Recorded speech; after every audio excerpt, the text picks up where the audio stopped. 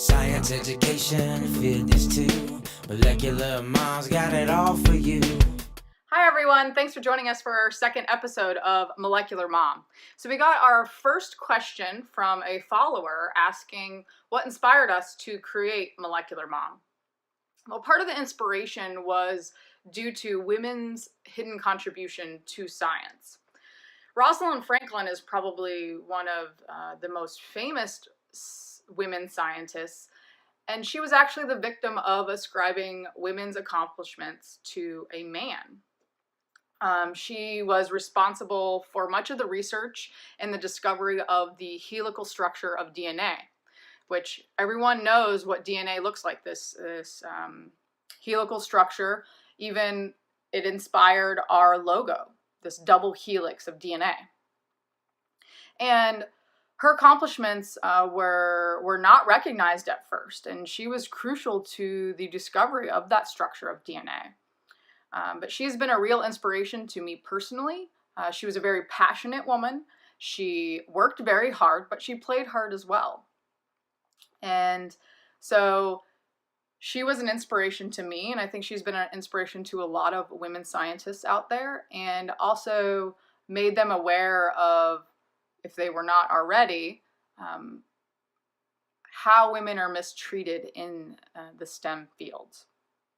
And I think that is improving, but it's something that we need to work on still. So she was an inspiration for me as a woman in science. My mom was a very inspirational woman for me as well. I'm very thankful to have her as a role model. She graciously balanced being a career woman with being a mother and raising her family. And I will say that she never once complained, at least not to me, or that I had knowledge of. So she was a real role model to me as well. But I didn't really have a scientific woman in my life, career woman, before I got to college. And even in college, I only had two, I think it was, professors that were female in the science fields, I'll say, the STEM fields.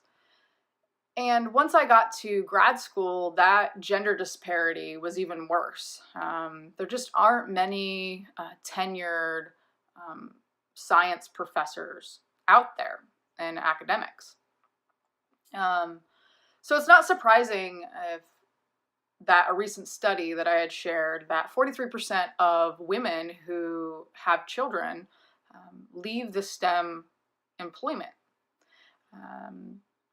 compared to just, I believe it was 23% of men. So although parenthood is something that affects both men and women, it disproportionately affects women. And so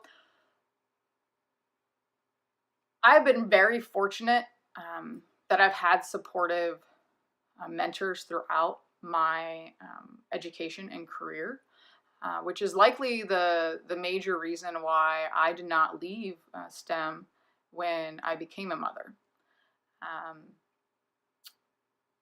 Even with being a mom of 3 rambunctious boys. So the first mentor that I had that really encouraged me as a mother was my PhD advisor, Greg Matera at UNC Chapel Hill. He was uncommonly and unapologetically supportive of his graduate students starting a family while working on their dissertation.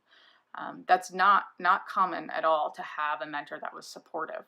And I think his support gave me the confidence to be able to juggle being a mother and staying in science.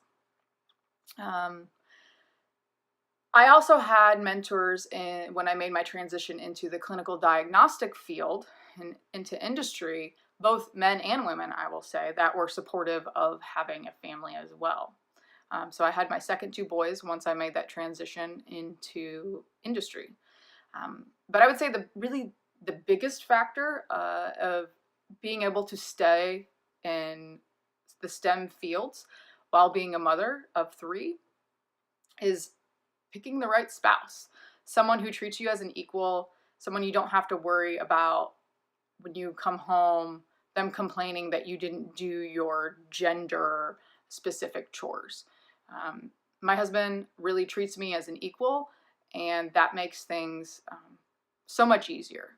It's never easy to balance a career with family, but having a spouse there to support you is essential to being successful with getting that right balance for you and your family. So I'm very, very aware of how fortunate I am personally to not be part of that 43% of women that leave the STEM employment when they have children. So because of this, I feel that it's very important that I do what I can, since I feel that I've been successful in balancing career and family in the STEM field, that I do what I can to support other women in science and inspire the next generation to become scientists or be in the STEM field. So that's part of the inspiration behind Molecular Mom. The other part of the story and inspiration behind Molecular Mom is my desire to fight misinformation.